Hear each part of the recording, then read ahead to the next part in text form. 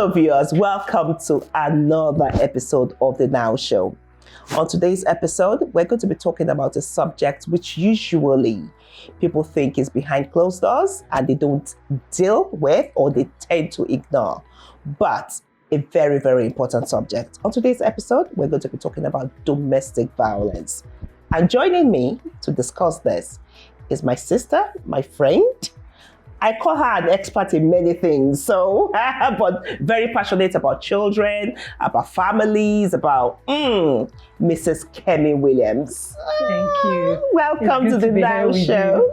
Thank you very much. Thanks for having me. Thank you, and thank you for doing this with us. Kemi Williams is a minister of the Gospel of Christ, a wife, a mother. She's a solicitor and a barrister, social work consultant, and an author. And she's the CEO, Yeshua's Arm, CEO, Urban Wellness, and the host of Limitless Living. So domestic violence, it's a subject that people don't usually want to talk about, but it's something which happens in about 8 of homes, like they say, or something. I mean, it's a common occurrence. It's common. Yes. So more common than we know. More common than we know. So we just thought, this is something that we should talk about. Yeah. We need to talk about it. We need to raise awareness for it. We need to bring it to the table. Yes. And we need to know how to deal with it, especially depending on the kind of society that, it's occurring in. We're based in Nigeria, we're in Lagos, and we know that this is a state of 20 million people. It's a lot of people. And there are many things that people need to be aware of, even around this. And without a doubt, awareness is key. Awareness is key. So I need to ask you what exactly domestic violence is, or what you term domestic violence. And the reason why I ask this question is because, not too long ago, a young couple were brought to me, to counsel. And the wife said, my husband beats me. And he said, no, I don't beat her. I only push her. I said, what? And, so he didn't think that what he was doing was bad. He felt, she was talking too much and I needed to stop her. So I pushed her. And I said, was that the only time? He said, no, I always push her. So is that domestic violence, or what do you consider domestic violence? Okay. Domestic violence is actually any means or any form of trying to exert control over another person in a domestic relationship, a close-knit relationship. So usually we would say it's between a husband and a wife, but we've seen it happen between maybe mothers and their children. Yes. It's happened. It could, it could be vice versa. It could be an older son. Yes. We've seen where maybe an older son has, been violent even towards, his siblings or something. So domestic violence covers all that. But usually we use that term in the context of, kind of marital kind of relationship. Usually we use it in terms of, marital relationships or people that are a couple that are living together. But of course it can be into other relationships within the family setting. But we often use that term in relation to couples. A couple. And it's where one of them, is or exerts control or tries to exert control through some sort of force, intimidation, coercion, anything, and it can be financial, it can be, withholding, using that control by withholding, financial support or what you call financial abuse. There are some people that's what it is. Maybe they just have a spouse that just takes all their money away from them. They have no rights to their money. Sometimes it can be physical, like, pushing. Yes. It could be go a scale further, it could be as far as, beating, and people have been killed. That's right. This, and, it's quite serious. And I think we don't take it seriously enough. And like we said, we don't even know the extent of what is really happening for a lot of people because many people don't report it. Yes. I was a social worker in the UK for very many years, and we would be involved, will get involved in domestic violence incidences where children are, in the home. That's when I would, be involved, or my team would be involved. Then I was working as a social worker because we dealt with children and families. Okay, because I was going to ask that, is it because you considered only those homes where children are vulnerable to be those that are more important for you to intervene in? Well, for us, no, for us, we were not the police, don't forget. The police would deal with any. The police had a unit where they dealt with any sort of domestic violence. So you didn't have to be a couple with the children. You could be an older couple, you could be a young couple, any kind of, you didn't have to have children in the home. But, for us, I mean, in my role, I only got involved with families that had children. And that's another thing entirely, the extent of that. But it could be financial. Domestic violence could be a form of exerting control through financial means. It could be sexual, forced sex, withholding sex, the pushing, the shoving, the severe intimidation, even verbally, the emotional abuse. So that's domestic violence. It doesn't even have to physically hit you. There are some people that, they're just their words. Their words. Some perpetrators, know how to use the words to drain the life out of the person, using a lot of intimidation, a lot of threats. It could even be threats. It doesn't have to have happened. Somebody telling you constantly, I'm gonna kill you. Whatever. I mean, you keep hearing that. Faith comes by hearing. I'm gonna kill you. I'm going to send you back to the streets. I'm going to throw you onto the streets. I'm going to send you back to your father's house. That's a some will even tell you, if you're going to leave me, or if you try to leave me, you're going to go out to the body bag. Because we have some people say things like, why don't they leave? I'm saying it. First of all, you have to understand the dynamics in this sort of relationships. It's not very easy for many people in those situations to live. And first of all, another thing I was going to say is this. If you can be a victim of crime, you can be a victim of domestic violence. Wow. If you can be a victim of crime, you can be a victim of and who can't violence. Be a victim of Almost crime? Everyone is. Everyone because often, many times think, those sort of women, they are the weak ones. They are the ones, we stereotype people that are domestic violence victims. But if you look at the profile of those that have suffered domestic violence, you can't box them. You can't say it's this type of women. Professional women have been victims of domestic violence. Affluent women have been victims of domestic violence. Poor women have been victims of domestic violence. Like you say, it doesn't have every color. Race, every tribe, every race. So every tribe, every race, every social class have been a victim of domestic violence. So it's not like, it doesn't happen to people like us. There's nothing like that. And I think that removing that stigma is very important. And I'm stressing on that because a lot of it's shrouded in shame. Domestic violence, it's a social ill that is shrouded in a lot of shame. And a lot of people that suffer it think, shouldn't be happening to people like me.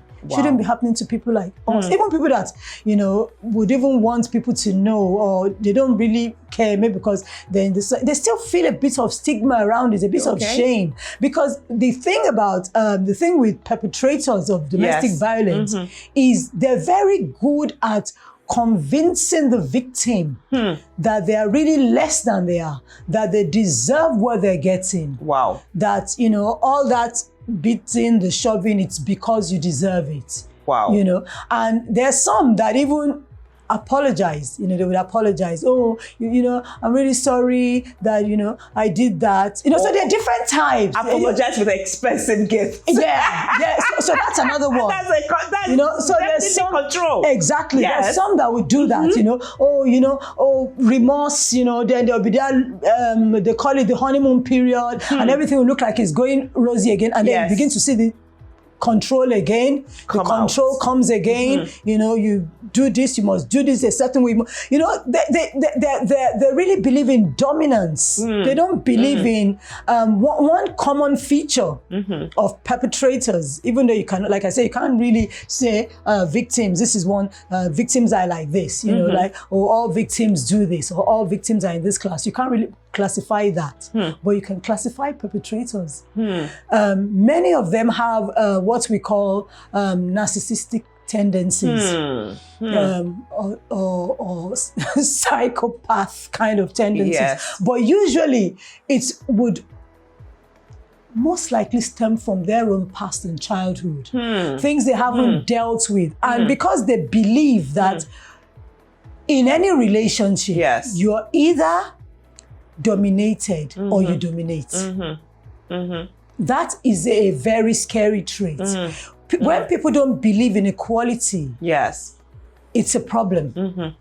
And that's a common trait among perpetrators. They don't believe in equality. They actually believe, usually, it will be the woman.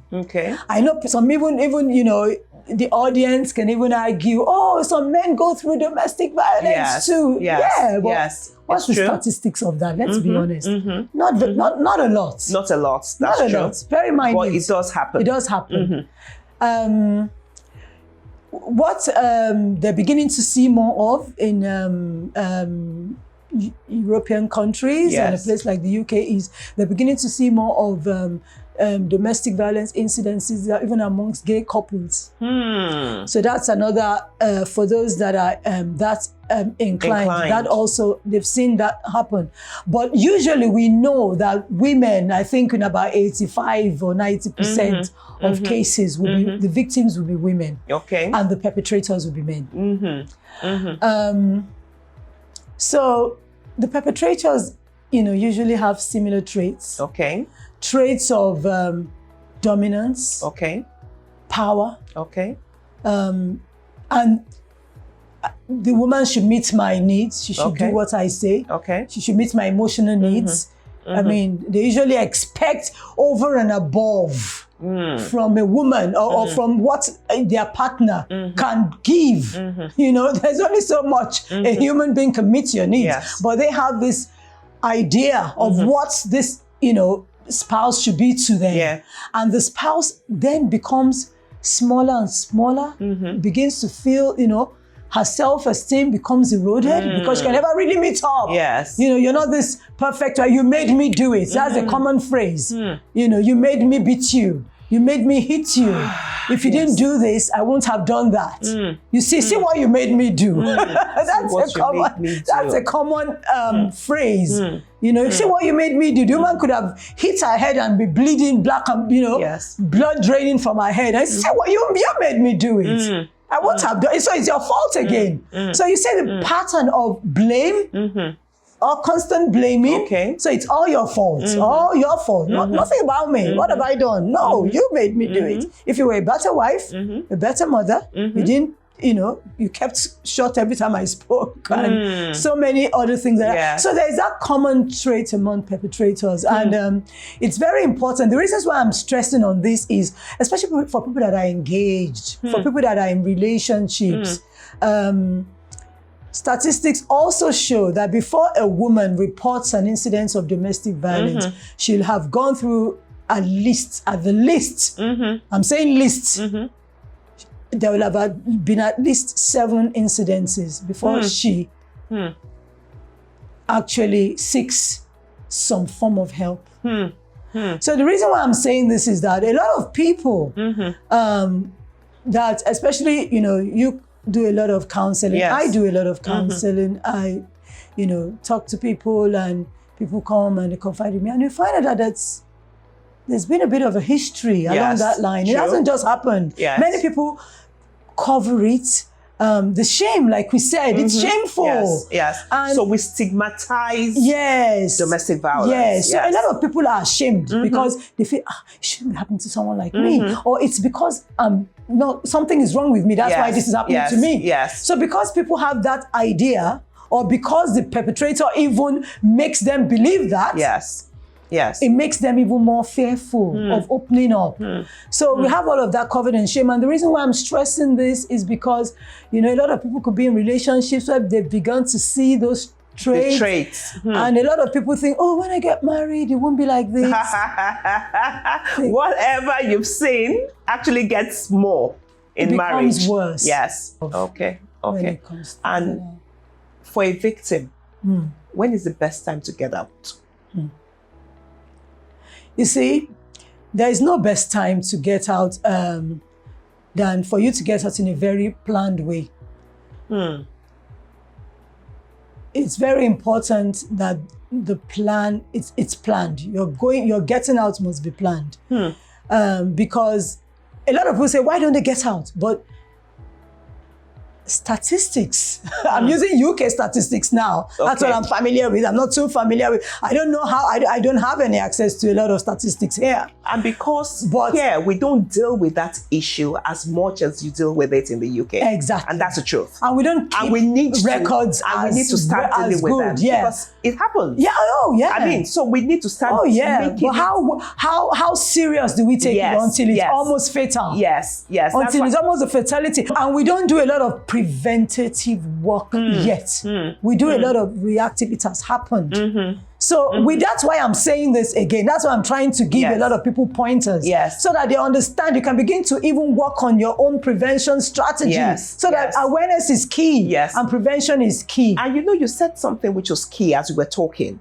Because from what you said, I could pick up that your first point of call when you are a victim of domestic violence is the law enforcement agencies. Because you said that it's the police who even call in the social workers and things like that. But here, you find out that when people now decide to let others know that they're victims of domestic violence, is either they go to the church, excuse me, or do you understand? So people are not even aware that they need to call in the law enforcement agencies to, you know, so you said it's important. Most people, even in a place like the UK, will probably still resort to the closest person. Like I always say, tell someone close to you. Talk to your family, because you may be confused. A lot of people may be confused in that setting. They're not really sure what's going on for them. They're not really sure what is happening to them. So confide in someone, because sometimes when you talk, it frees your head space to think. You may not do much talking to a friend, but it would free up your headspace to think, okay, to stand back and reflect on what you've said and what's going on for you. It depends on many. I mean, I don't know. Like it's hard for a lot of people to report things to the police here, because a lot of people don't have confidence in the system, and that's the truth. They don't. Those are things that must change. So a lot of people don't have confidence in the system. And I said, if it's not high end, a lot of people would feel, will I not just be considered as a frivolous reporter? You know, you go to the video, say, where is the mark? It beats you. Where? You know, talking about that, saying where is the mark? You know, there are actually people, perpetrators, who know that the first thing people are going to ask for is the mark or, you know, the proof of the abuse. So the perpetrators know that, and what they do is that they emotionally abuse, or, you know, which is even worse than even the physical abuse. Some people are they do the physical abuse. They do the physical abuse in such a calculated way that you don't have the marks to show. You don't have the evidence to show. I mean, I know of somebody who, when the man starts, the man actually holds the hands of, you know, his wife and squeezes all the nerves and everything. Can you, I mean, so that when people say, where is the mark? She said, I'm in excruciating pain. And they say, show us. And there's nothing to show. I mean, it's so... The psychological damage could be 100 times worse. The verbal kind of damage. And then there's also the financial. You know, manage on this 10,000 for 1 month or 5,000 and when they can afford much more. And obviously, or come to me for everything you need. Come to me for, or even taking your salary. There are some people that they have no rights to their own earnings. So the whole idea is control. It's power, control, dominance. And power, control, dominance. You know, they believe so much in this male dominance. You know, I'm the man. And that's why, you know, and having said that, you would think, oh, but then it shouldn't be so rampant in some countries. But it still doesn't make any difference. It's about how the mind works. It's about how people feel about themselves and their victims and what they've reduced their spouse or their victim to. You know, that isolation, the dominance, the constant using of words, the threats, you know, until the person becomes so small and doesn't even recognize themselves. So it's very important that people, you know, are aware of that. Now, you said, okay, yes, there is support, but like I say, many of the support, the support is quite high end. It's always, you know, when, you know, the certain classes of people are involved. Yes, but you know what? It's even the same everywhere. Because even in the UK, we would still assess. You can't help everyone, so to speak. I mean, we had other organizations, we had charities that did some support, but we would get involved in, you know, things that are higher up. Of course, when it starts coming in, you know, you've had one or two incidences, we've heard it before. You know, if it's serious, the police, but the police are good with responding. In a place like the UK, they will attend every house where there's been a report of domestic violence. They will go. They will go. If you call the police and you say, they will get there. They will, because they take it, because two women die every week. Every week, 2 women die every week. So it's something to be aware of, even in a society like ours. It happens, and like you said, even the churches, churches should be aware. Churches should open up their, you know, families for training. Not just the women. I'm not talking about women's meeting. I'm talking about even men. Talking to the men about domestic violence. You know, are you a perpetrator? Do you believe in male dominance? Do you exact power? Do you feel that in a relationship somebody must be more powerful and take that power from the other person through, you know, other means of control, sexual? Do you believe in forced sex? Those are things we should open up to in churches. Admit to these things? It doesn't matter. You see, because you may not get people to admit, but you get them to hear. Hearing is so powerful. Never, don't let's toy with hearing. Awareness. It's so important. So some people may not even know. They may not even feel that what they're doing is violence. Until they get to start hearing. If somebody now tells them that pushing your wife is violence, like the one you just talked about, you know, what kind of violence? I just pushed you. Hey, so hearing is key. Hearing is key. So they need to know in a safe place where they don't feel threatened. Look, this is it, and I would recommend that. You know, like I said, you know, you read my write-up. Maybe that's why we're having this discussion. That's why we're having this discussion. So really. why can't you open it up in churches? Don't let's fool ourselves. If it's happening outside, it's happening in churches. It's happening in mosques. It's happening everywhere. Every culture, every race, every class.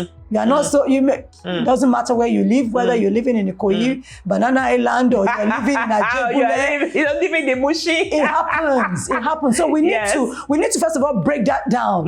Who does it happen to? Everybody. So no, it doesn't happen to people like us. There's nothing like that.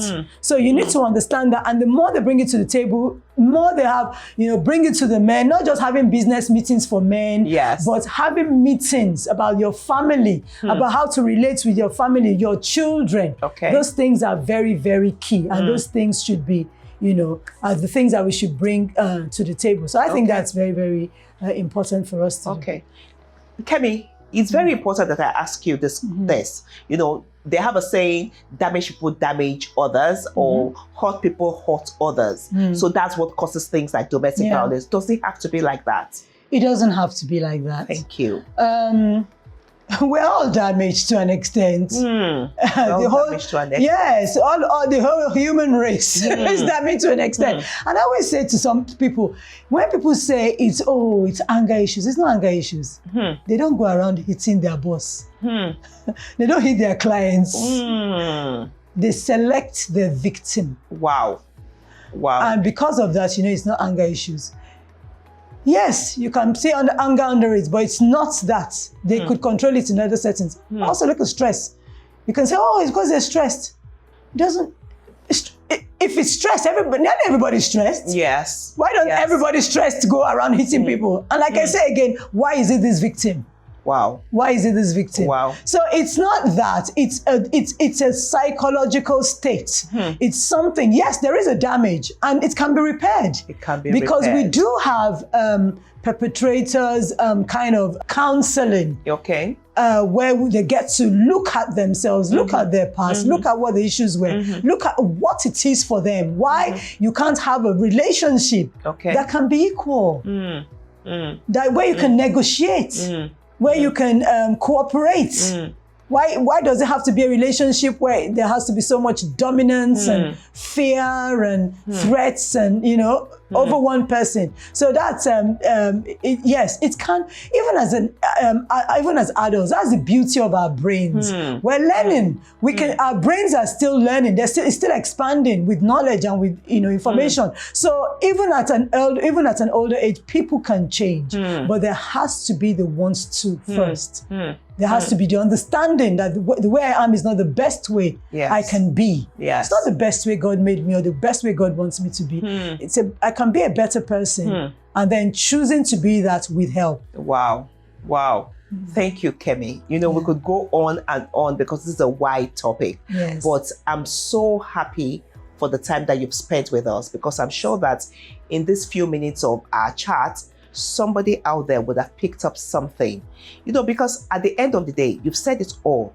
What is important is that deliberate attempt to make a change, rather than the dominance, the control, the power.